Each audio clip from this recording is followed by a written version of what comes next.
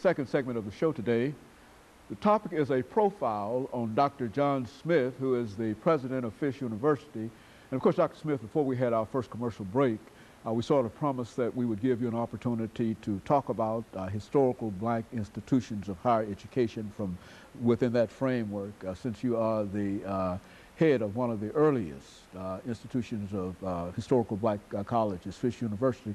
Let's have you to talk about those institutions and the place that you see for them in the American education system today. Be happy to.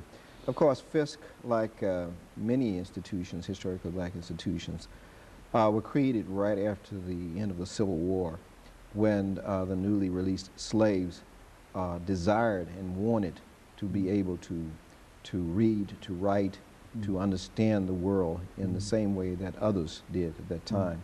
They felt very handicapped not being able to compete without that ability.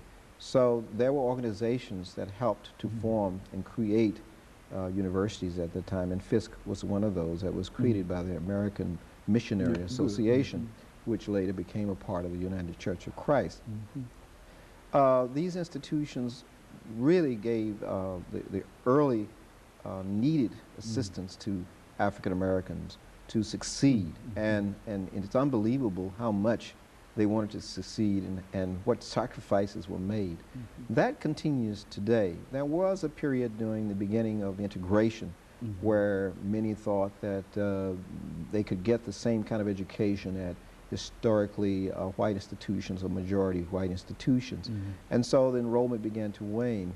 I see that that's changed now, that African Americans are seeing that perhaps their greatest need can be met at a historical black institutions, particularly when you look at the development of leadership, to look at the development of self-confidence, and to look at the self-esteem development.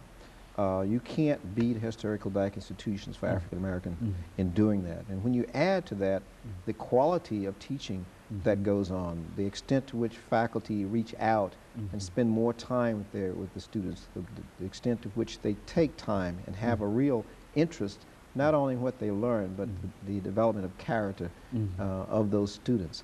So this is now occurring. I see the return, and as I mentioned, we have an increase of 7% in our enrollment. Many of the historical black institutions are also seeing major increases in their enrollments, and they are responding to that in terms of programs, in terms of technology, in terms of programs in business and commerce, and internationalizing their programs.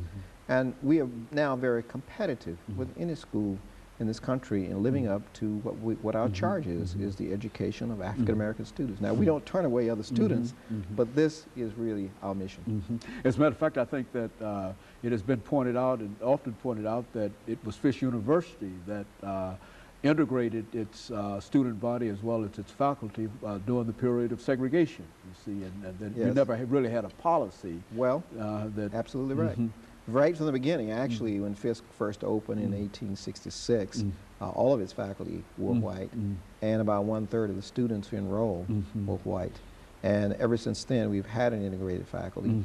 And it was known, Nashville, within Nashville, Fisk was known as the place where integration was taking place, even in the midst of segregation, that it was the one place where whites and blacks came together for cultural events, for concerts, for international study.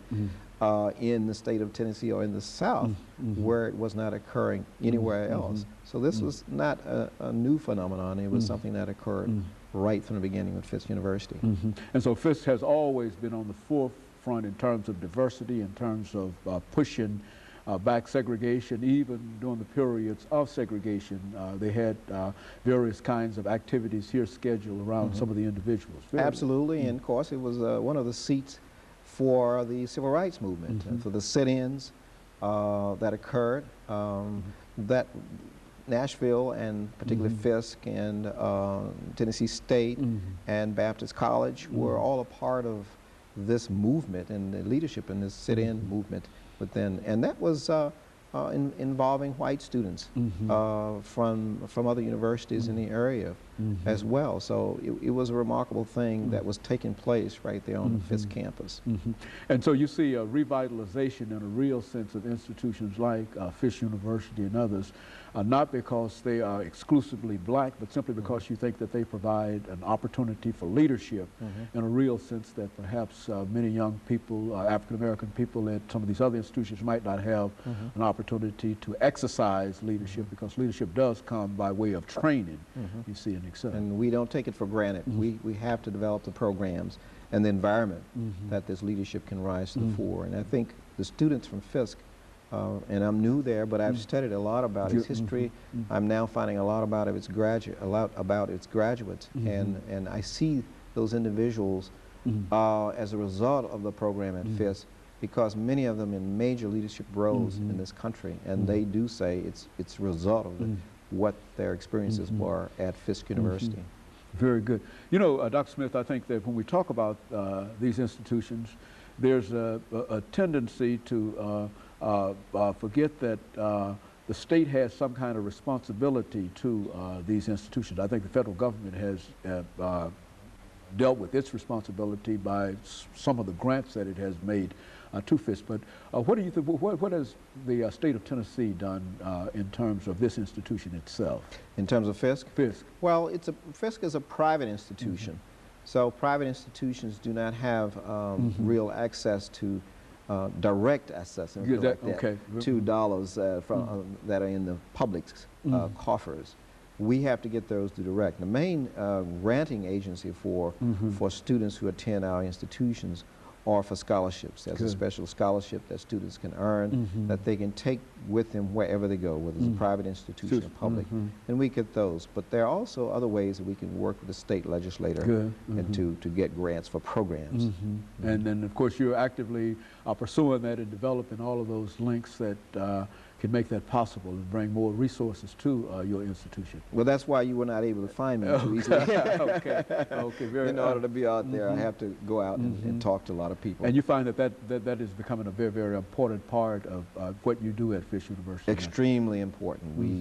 We have to get at least 35% of our budget has to come from external sources, and it's up to the president to provide leadership in that area. Okay, Dr. Smith, we're coming to the end of the second segment, and when we come back, we're going to give you an opportunity to talk about fundraising and some of the other activities that are generally associated with the support of not only historical black institutions of higher education, but all institutions of higher education. As you well know, that whatever institution you're involved in, you have to have some kind of financial support. And we'll give you an opportunity to talk about that following this short commercial break. And of course, we'll be back with